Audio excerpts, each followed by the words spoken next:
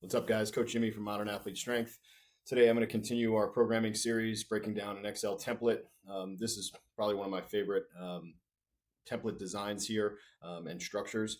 It's still the tier system, but it's just a heavy speed volume breakdown. And I'll go through this whole thing with you. So starting at the top, like every day, this is just a different, if you watch the previous videos, it's just a little bit different spin on the mobility and activation series. So this is a ramp warm up. So ramp stands for raise, activate, mobilize, and potentiate. So every day, if you're looking at the top, 5 minutes of low impact cardio, like I've said before, just anything to get your heart rate up. Then going into activation. So if you're on the upper body series here, this would be a band pull apart. Again, something to activate the upper body. Mobilize, band shoulder dislocates. That could be a series of whatever tool you have in your toolbox or whatever you prefer for upper body mobilization. And then a potentiation, something like a squat jump or some sort of plyo for potentiation. So that would be that. And then activation for the lower body would be a banded lateral walk or glute activation, something like that. Mobilization for the hips. In this case, I have bench step overs or hurdle step overs. So that's for hip mobility. And then for upper body potentiation, some sort of upper body plyometric. In this case, I have a med ball wall chest pass, but it could be a clap push up, some sort of potentiation exercise.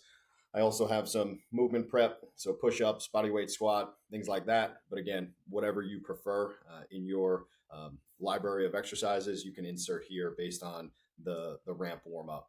Also have ankle mobility and then kettlebell swings. Again, I do more of a broad stroke approach because this is total body. So I try to do total body with the warm up as well. After that, I have plyos. So again, after you do your warm up, then you could design your plyo series here before getting under a barbell. That would be lower body plyos. And then I also have linear speed. I'm going to have further discussions getting into more of the weeds with what I do for speed progressions. But for the purpose of this video, this is all 10-yard accelerations would be an example of day one. And then the main thing I want to talk about, just continuing the series here, is the heavy speed volume part of this template. So day one, every day is the same. So everywhere you see red is going to be heavy. Everywhere you see gray is speed, and everywhere you see blue is more on the volume side. So tier one, your main movement here, your main strength movement. So it will be a heavy lower body. So this would be any of your squat variations. I just have some rep schemes here, a 3-week load and then a 4th-week deload over here. Usually this first movement is typically one that, depending on your programming style or what progression you're going to make, if you're going conjugate, it could be varying the exercises every week. So odd weeks, you do a max effort box squat. Even weeks, you do a max effort safety bar squat, something like that, but some sort of squat variation.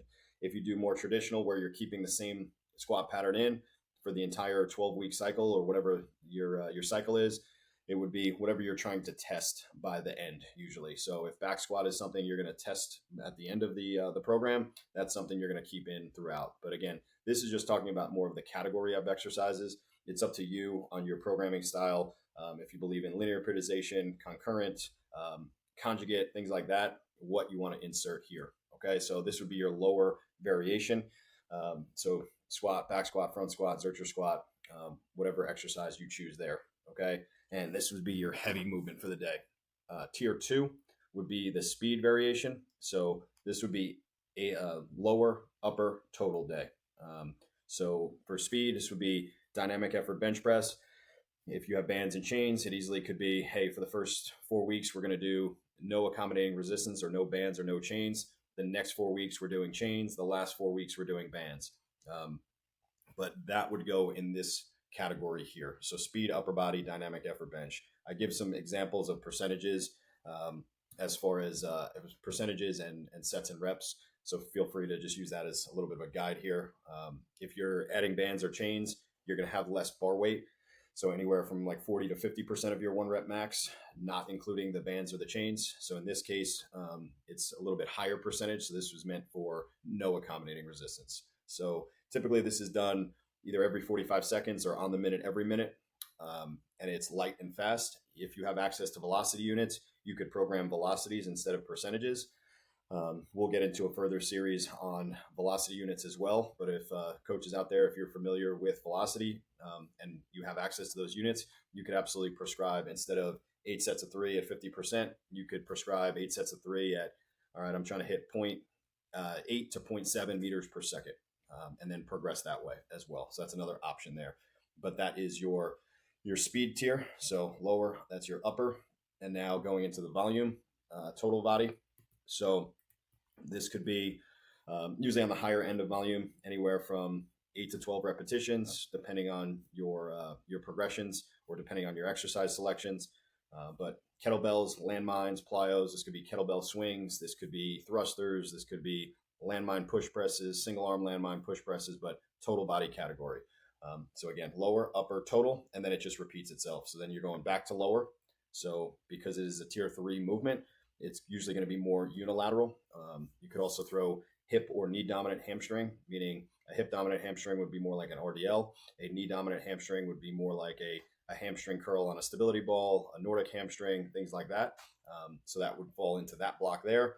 Depending on your exercise, that would dictate your volume. So it's rare that you're going to program a Nordic hamstring curl for 3 sets of 12 because it is so heavily eccentric dominant and it's a difficult exercise. So you're usually going to have a lower volume there versus a RDL or something like that. You could program 12 to 15 reps, no problem. But just to give you some examples there. And same thing with unilateral.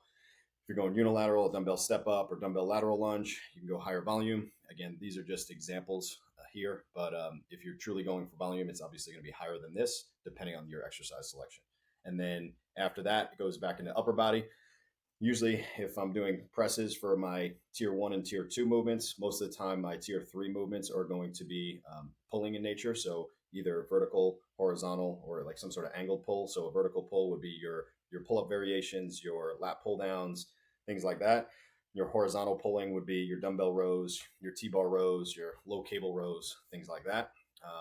And then if you, depending on your program, let's say your tier 1 or tier 2 movement was an upper body pull, you could always do a unilateral upper body push, whether that's a half kneeling single arm military press, something like that.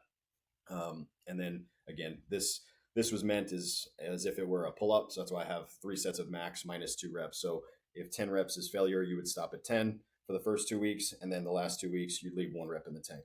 Okay. So every day is pretty much the same as far as the intent of the tier, but it just switches the exercise category. So that covers day 1. Day 2, because it goes lower, upper, total on day 1. Day 2 would be upper, total, lower. Okay, so heavy upper, same thing with day 1. If you have your main foundational pressing movement, this would probably be your bench press variations or something like that, depending on the population you're programming for. And depending on your programming style, if you're going more traditional, you keep the same bench variation in for all 12 weeks. If you're going more conjugate, you're going to be giving more variety. And the same way I use the analogy on day 1 of if you're going max effort chain bench on week 1, week 2, maybe it's close grip chain bench, max effort. So that would be in this category here, your heavy upper body pressing variation. Your speed tier would be your total. That could be deadlift. That could be your Olympic variations, things like that. That's up to you as the coach and what you deem fit for the program. But it's still the same as day 1. So about every minute on the minute or every 45 seconds roughly.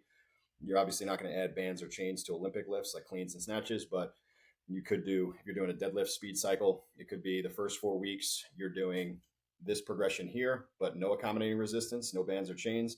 The next 4 weeks doing chains as your accommodating resistance, and then the last 4 weeks doing bands as your accommodating resistance. So that would be an example of like a 12-week dynamic effort cycle. Okay, then moving along, so that would be your speed block. Then your lower block would be your volume. So obviously you're not doing the same exercise as day 1. So we have unilateral or hip dominant. So if you did a hip dominant on day 1, maybe you're doing a unilateral step up variation or reverse lunge, something like that. Then we have your upper body, unilateral or horizontal or vertical pulls. And then you have your total body. Again, just the exercise order slightly changes. All right. So that is day 2.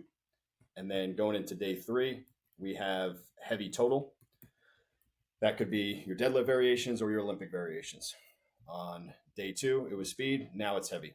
So if you're doing more traditional, it would be deadlift for all 12 weeks. If you're going more conjugate, maybe it's a chain deadlift week 1. Maybe it's a sumo chain deadlift on week 2, and then you vary those every other week. All right. If you choose Olympic variation, maybe it's a hang clean or power clean, and you keep that for all 12 weeks.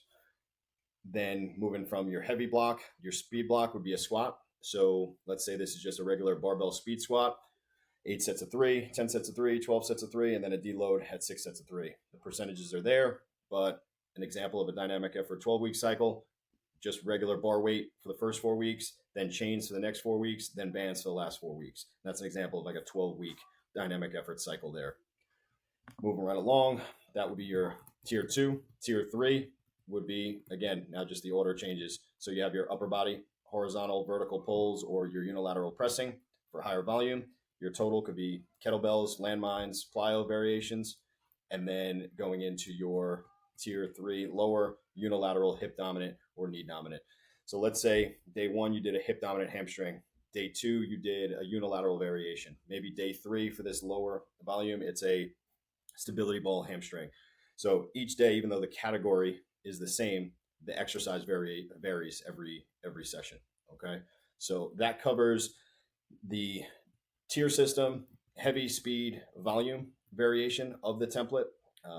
So I know when I've gone over this before, the traditional where Joe Ken created it was total lower upper was day 1. You have the freedom to move things around. The reason why I like this, having the heavy lower on day 1 and then the heavy total on day 3, is you can bookend the weeks with a squat and a deadlift. I typically don't like to do a squat or a deadlift on day 1 heavy, and then the second session you have a heavy squat. Now, total lower upper works great if you have your clean as your main movement, but if you have a deadlift, you may want to give this variety and bookend the weeks with this variation. All right, so that is that. And then going into more of your accessory stuff. So I sometimes give options where you can give your athletes a choice of either doing an accessory circuit of grip, posterior chain upper body, and posterior chain lower body, 2 to 3 sets. Again, grip or neck, and usually higher volume. Or you could go into a work capacity circuit. Like I've said before, I like structure. So this is my structure that I've fallen into, just with the populations that I work with.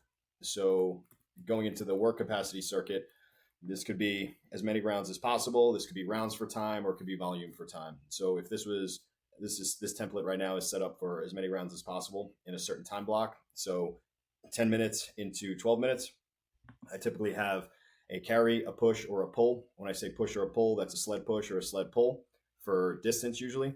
Some sort of lower, some sort of upper, and some sort of conditioning. So it just gives you more structure to your work capacity circuits. This doesn't mean you're doing this as well. This would be choose one or the other. Okay. So, all right, let's say I just want to do accessories for this cycle. You would just stay with this block.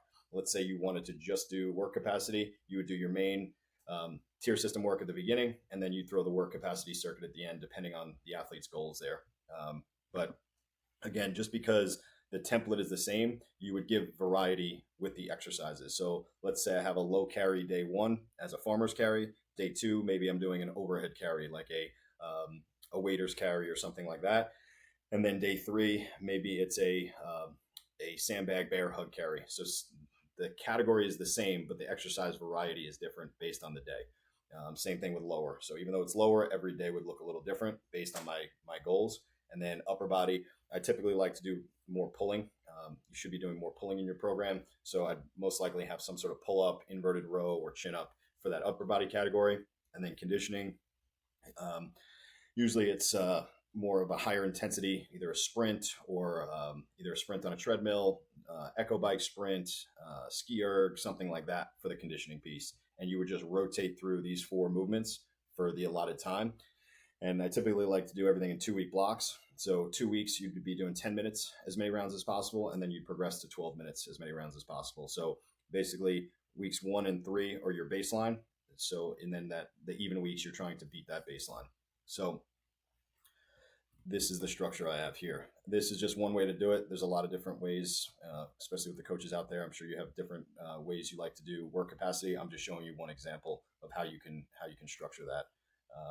And then going back to the accessory circuit, again, grip, posterior chain, and then you could even throw core in here as well. So if you have grip, posterior chain, or core work, you could throw that inserted every day as well. So I know I've covered it in previous presentations, but I typically like to do some sort of anti-extension exercise in the week, some sort of lateral flexion, and then anti-rotation. So anti-extension would be like your plank variations. Anti-lateral flexion would be like your side plank variations or your single arm carries.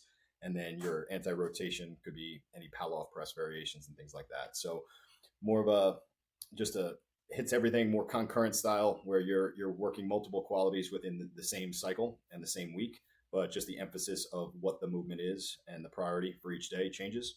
So still tier system, but this is more a heavy speed volume block breakdown. Okay. So hopefully you guys like this. Again, just trying to give you guys as many tools in the toolbox and show you some different structures out there. Feel free to reach out to us on Instagram at Modern Athlete Strength. If you have any follow-up questions, I'll be sharing these templates with you guys as well. I know when I first got into strength and conditioning, I didn't know anything about Excel. So it was a lot of trials and tribulations of trying to put templates together. So we're trying to provide these templates to you for free and just save you some time so you don't have to go through what I did of trying to merge boxes and do different formulas and stuff like that, and borders and things like that. So we're going to be providing this to you guys as well. But feel free, like I said, reach out to us at Modern Athlete Strength. Hopefully you guys like this video, and feel free to reach out. Thank you.